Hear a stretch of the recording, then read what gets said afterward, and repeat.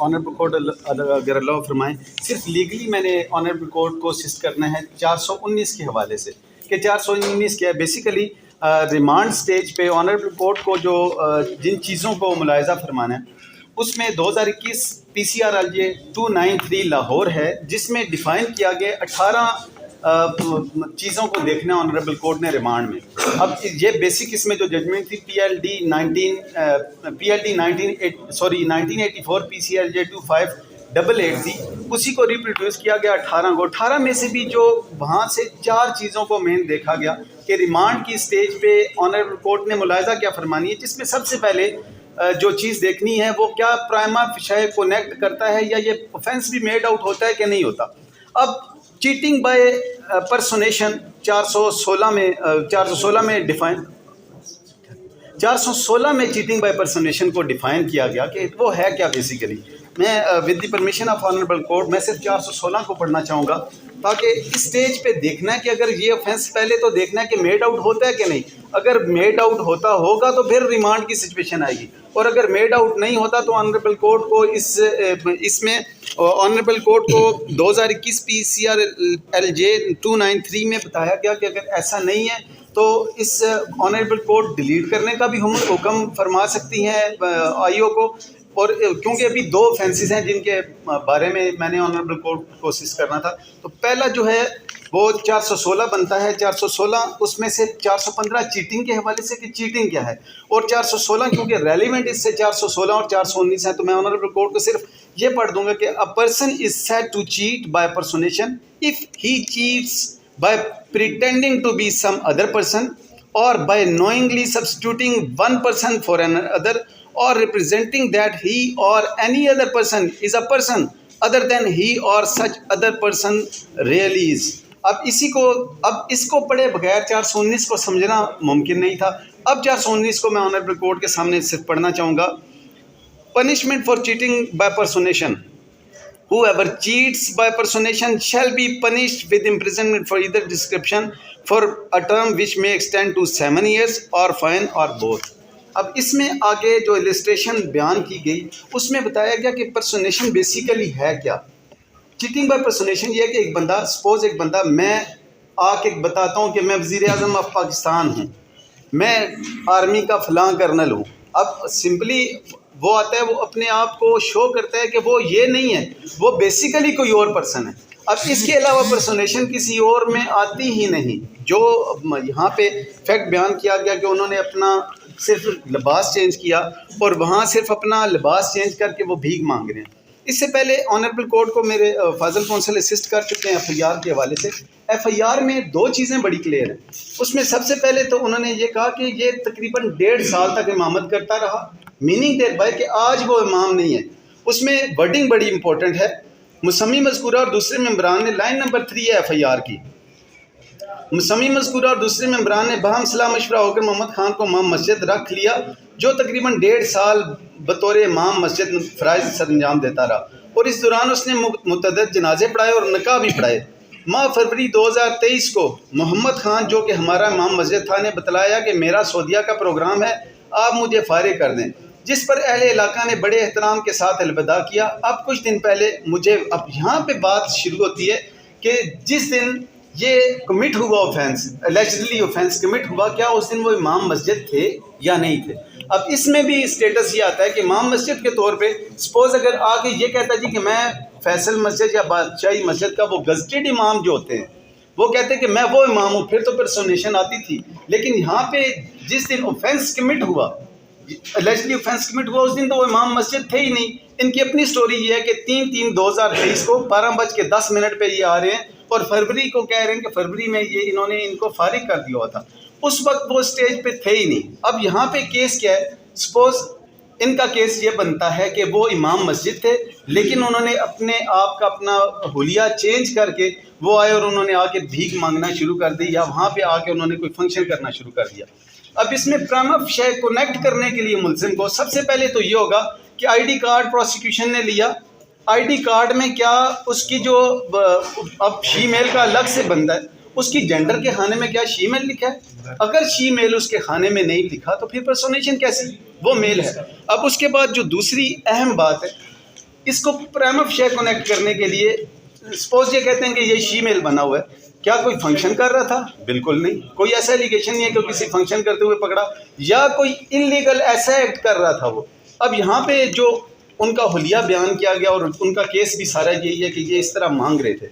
हमारी बदकिस्मती से हमारे यहाँ क्लास 4 का दर्जा हासिल होता है किसी भी सरकारी मुलाजमत के लिए इमाम मस्जिद को, जो सबसे अहम होता है, और हम अपने इलाकों में करते क्या हैं कि 10 से 12 हज़ार उसको सैलरी देते हैं और उससे उम्मीद ये रखते हैं कि वो सारे काम करे। लेकिन एट द सेम टाइम हमारी FIR के मुताबिक वो जिस वक्त उस पर ये एलिगेशन है कि उन्होंने अपना हुलिया चेंज किया, उस वक्त तो वो इमाम मस्जिद थे ही नहीं। FIR की अपनी वर्डिंग है, जब उस वक्त वो इमाम मस्जिद नहीं थे, ID कार्ड का किसी दीगर तरह से इससे उनको कनेक्ट ही नहीं किया जा रहा। Prima facie offence 419 made out ही नहीं होता। अब जब 419 मेड आउट नहीं होता तो उस वक्त ऑनरेबल कोर्ट की जो जिम्मेदारी है 2021 PCRLJ 293 के तहत और 2021 MLD 5153 के तहत कि इस सेक्शन को IO को ऑर्डर फरमाएं कि वो डिलीट करे। अब ये सेक्शन जब डिलीट होता है, अब इसके डिलीट होने के बाद दूसरा सेक्शन ऑफ लॉ जो FIR में लगा हुआ है वो पंजाब एग्रेंसी ऑर्डिनेंस 1958 के तहत सेक्शन 9 बनता है। अब यहाँ पे इनका केस ये नहीं है। अब यहाँ पे ऑनरेबल कोर्ट को सिर्फ एक पॉइंट पे, लीगल पॉइंट पे असिस्ट करना चाहूँगा। इनका केस FIR में कंप्लेनेंट ने ये नहीं कहा कि वो भीख मांग रहा था और भीख मांगने की वजह से उन्होंने ये पर्चा दिया। उन्होंने कहा कि ये हमारा इमाम मस्जिद था, इसने हमारे निकाह पढ़ाए, जनाजे पढ़ाए। अब ये बेस बदल के वहाँ पे ये उन्होंने जो शीमेल का वो बेस बदला हुआ है और उसके तहत ये करें। अब ये दोनों ऑफेंस यहाँ पे इनकी FIR की वर्डिंग से ही मेड आउट नहीं होते। For the sake of argument मैं सिर्फ इस हद तक ये इनकी जो वर्डिंग आती है कि ख्वाजा सरा के रूप में भीख मांगने वाला हमारा इमाम मस्जिद रह चुका है। अब इसमें किसी किस्म का यहाँ पे प्रूफ नहीं कि उन्होंने किससे भीख मांगी। यहाँ पे बेसिकली अब जो फैक्ट्स होते हैं वो अलग होते हैं, डी फैक्टो और डी जोरे दोनों अलग चीज़ें हैं। ऑनरेबल कोर्ट ने वही चीज़ मुलाहिजा करनी होती हैं, उसी के मुताबिक बेशक ऑफेंस कमिट हुआ भी होता है लेकिन मिसल का ऐसा नहीं होता, तो उसमें ऑनरेबल कोर्ट ना तो सज़ा देती है ना ही उनको कंसीडर फरमाती हैं। अब इसमें भीख मांगने के लिए पहले तो ये था कि कंप्लेनेंट या कोई उनका विटनेस वो कहता है जी कि फ़लाँ जगह पे मैं मौजूद था, ये बंदा आया, इसने मुझसे इतनी भीख मांगी, ये मैंने भीख दी और भीख देते हुए वो अमाउंट बरामद होगी और पकड़ा गया वहाँ पे, ये तो हो सकता है। अब इसमें इसकी सज़ा मैक्सिमम जो पनिशमेंट है सेक्शन 9 की वो ये है कि अगर फर्स्ट ऑफेंडर है तो उसके मुतालिक ऑनरेबल कोर्ट ने दो उनको उसके मुतालिक सज़ाएँ बताई।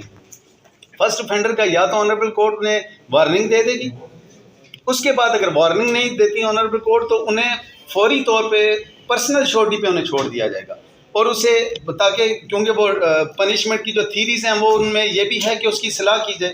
तो ऑनरेबल कोर्ट अब तो इस मामले में बड़ी लिबरल वो व्यू रखती है कि किसी को भी, क्योंकि इसका बेल का तो रूल ही है कि बेल नॉट जेल, अब उसमें तो ये नहीं आता। मैं सिर्फ इस वक्त दोनों ऑफेंसेस के हवाले से ऑनरेबल कोर्ट को मैंने असिस्ट करना है। जो पहला ऑफेंस मैंने ऑनरेबल कोर्ट का 419 PPC अट्रैक्ट ही नहीं करता इसमें, जब वो अट्रैक्ट नहीं करता, अब इसमें 3 दिन का रिमांड दिया गया। मैं हैरान हुआ सिर्फ रिमांड को देख के, जहाँ 4 दिन का जो रिमांड दिया, आई एम सॉरी टू से कि मैंने जब वो रिमांड का ऑर्डर देखा तो उसमें यह है कि मैंने जो जितनी असिस्टेंस ऑनरेबल कोर्ट को प्रोवाइड किए हैं उन तमाम में दोनों जजमेंट्स में ये कहा गया कि प्राइमा फेशिया ड्यूटी जो है वो ऑनरेबल कोर्ट की है कि उन्होंने 4 चीज़ें देखनी है कि क्या इसमें कोई रिकवरी होनी है, क्या इसमें इन्वेस्टिगेशन में कोई ऐसा इसकी फ़िज़िकल डिटेंशन रिक्वायर्ड है जो इसकी फ़िज़िकल कस्टडी दी जाए पुलिस को, और उसके बाद जो तीसरी चीज़ इसमें इवन यहाँ तक फरमाया गया कि अगर उसकी तफ्तीश भी मुकम्मल होनी है और तफ्तीश भी उसकी जो फिज़िकल कस्टडी कर्टेल किए बगैर हो सकती है तो तब भी ऑनरेबल कोर्ट रिमांड का हुक्म नहीं फरमाएंगी। उसके बाद रिकवरी का होगा। इसमें इन 4 बेसिक चीज़ों में से सारी चीज़ें माइनस हैं, ना ही इसमें कोई रिकवरी रिक्वायर्ड है किसी किस्म की। उनका जो है वो रूप वो उनके सामने है, उनका किसी किस्म का कंप्लेंट के मुताबिक कोई एलिगेशन ऐसा नहीं है जिसमें किसी तरह की रिकवरी होनी हो। इसमें मेरी हम्बल सबमिशन ये है कि एक यहाँ पे बदकिस्मती से एक बंदा जो मजबूर हो गया और मजबूर हो के for the sake of argument इस बात को भी एडमिट किया जाए कि वो वहाँ पे इस रूप में भीख मांग रहा था, उस बंदे को ला के चौराहे में खड़ा कर दिया गया। और सोशल मीडिया का दौर है, अब उसके बच्चों का क्या स्टेटस होगा। वो जॉन एरिया का बड़ा मशहूर शेर है ना कि हंगामा है क्यों बरपा, थोड़ी से जो पी लिया, डाका तो नहीं डाला, चोरी तो नहीं की है। हमारे यहाँ तो ये सिस्टम इतना हो चुका है कि यहाँ पे स्टेट क्या क्या कर रही है, यहाँ पे कितने बड़े बड़े मुल्ज़िम हैं, किसी को नहीं पकड़ा जा रहा। और यहाँ पे कोई एक बंदा जो अपने बच्चों का पेट भरने के लिए, पिछले दिनों सोशल मीडिया पे एक केस बड़ा हाईलाइट हुआ यूके का, जिसमें वो रोटियां चुराते हुए पकड़ा गया। और उसने जब एक वो केस था, एक दूसरा केस था जिसमें बच्चे ने अपनी माँ की दवाई लेनी थी, उसके लिए उसने चोरी की। ऑनरेबल कोर्ट ने कोर्ट में खड़े हुए जितने लोग थे उनको ऑर्डर फरमाया कि आप सब लोग पैसा कलेक्ट करें, और पैसा कलेक्ट करके by order of the court उस बंदे को दिया गया कि क्योंकि यहाँ पे हज़रत उमर फारूक रज़ी अल्लाह ताला के दौर में उस वक्त चोरी की सज़ा को हटा लिया गया था जिस वक्त वो वहाँ पे कैद साली थी और हालात नहीं थे। हमारी स्टेट क्या प्रोवाइड कर रही है किसी, इवन अदरवाइज, क्योंकि मैंने लीगली असिस्ट करना है, यहाँ जज्बात का मामला चलना नहीं, लीगली असिस्ट करना है। मेरी हम्बल सबमिशन ये है कि 2021 PCRLJ 293, 1987 PCRLJ 582 और 2021 MLD 153 हैं, और इसमें 1993 PCRLJ 1989 है। इसके मुताबिक इन तमाम जजमेंट्स को मैं इसकी कॉपीज भी ऑनरेबल कोर्ट को प्रोवाइड कर देता हूँ। मेरी हम्बल सबमिशन ये है, क्योंकि ये ऑफेंस दोनों मेड आउट नहीं होते और प्रामा फिशाए FIR से और रिकॉर्ड से ही मेड आउट नहीं होते, तो हम्बल सबमिशन ये है कि इनको इस केस से डिस्चार्ज फरमाया जाए। और ऑनरेबल कोर्ट के पास मुकम्मल इख्तियारात हैं कि यहाँ डेली रूटीन में जहाँ बैगिंग के केस में या आवारागर्दी के केस में जो वेग्रेंसी एक्ट के तहत लाए जाते हैं लोग, वो सिर्फ आके अपनी शनाख्त बताते हैं ऑनरेबल कोर्ट को, और ऑनरेबल कोर्ट सेटिस्फाइड हो जाती है कि ये आवारागर्दी में या इस तरह के ऑफेंसेस में नहीं, वो डिस्चार्ज फरमा देते हैं। हम्बल सबमिशन यह कि क्योंकि ये एक केस सोशल मीडिया पे हाईलाइट हो गया, तो कोर्ट्स जो हैं वो कभी भी इन्फ्लुएंस नहीं होती इन बातों से। मेरी हम्बल सबमिशन यह है कि मिसल में कोई ऐसी चीज़ मौजूद नहीं जो प्रामा फिशाए इसको कनेक्ट कर रही हो, तो दोनों ऑफेंसेस मेड आउट नहीं होते। क्योंकि ये दोनों ऑफेंसेस मेड आउट नहीं होते, हम्बल सबमिशन यह है कि मुल्ज़म को डिस्चार्ज फरमाया जाए। Thank you very much. मैं एक बात करता हूँ कि क्या पाकिस्तान में ऐसा कोई डॉक्टर नहीं है, 3 दिन तो उसको मेडिकल की इजाज़त हुआ कि कोई डॉक्टर ये बताया कोर्ट में 3 दिन से whether he was a male, female or transgender। 4 दिन के रिमांड में इस पाकिस्तान में कोई ऐसा डॉक्टर नहीं जो अपीरेंटली कोई बात कर सके। और इनके जितने टेस्ट है सब में डॉक्टर्स ने कहा मेल है। मेडिकल बोर्ड का इंस्टीट्यूट होने के लिए 5 डॉक्टर होते हैं वहाँ पे, और उसके लिए कौन सा मेडिकल आपने कर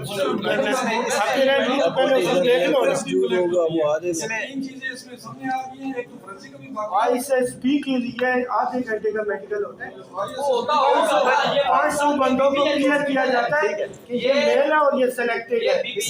सिर्फ ये इसके लिए कोई मेडिकल बोर्ड से आ जाता है तो हमारी एडमिशन का फीस रिबटल में सिर्फ लीगली स्पीकिंग रिबटल में 2 बातें करनी है। एक तो वो मेडिकल का कह रहे हैं, मेडिकल कॉन्स्टिट्यूट करवाने का एक प्रॉपर प्रोसीजर है, उसके लिए ऑनरेबल मैजिस्ट्रेट के पास वो तशरीफ लाएंगे, वहाँ से एप्लीकेशन होगी, फिर वो आगे जाएगी, वो प्रोसेस वो अडॉप्ट होगा। और उस अडॉप्ट होने के लिए ये ज़रूरी नहीं है कि इनकी फ़िज़िकल कस्टडी बांध दी जाए। नंबर 2 इसमें यह कि उन्होंने कहा कि वीडियोज़ इन्होंने ऑनरेबल कोर्ट में दिखाई, वहाँ पे रिमांड स्टेज पे टेंटेटिव असेसमेंट करनी है। क्या ये वीडियोस जो यहाँ पे दिखाई वो वहाँ पे प्रोवाइड की, उसके बाद ये होगा। ये तो इवन के ट्रायल स्टेज पे भी देखा जाता है कि क्या इनके सब्सक्राइबर आए हैं कि नहीं। ये पिक्चर और वीडियोस वो उनका तो एक प्रोसीजर है, उस प्रोसीजर के तहत ये अडॉप्ट होंगी। हम्बल सबमिशन यही है कि ना 419 बनता है और ना ही 9 प्रेगनेंसी एक्ट बनता है, तो हम्बल सबमिशन ये है कि इनको डिस्चार्ज। Thank you.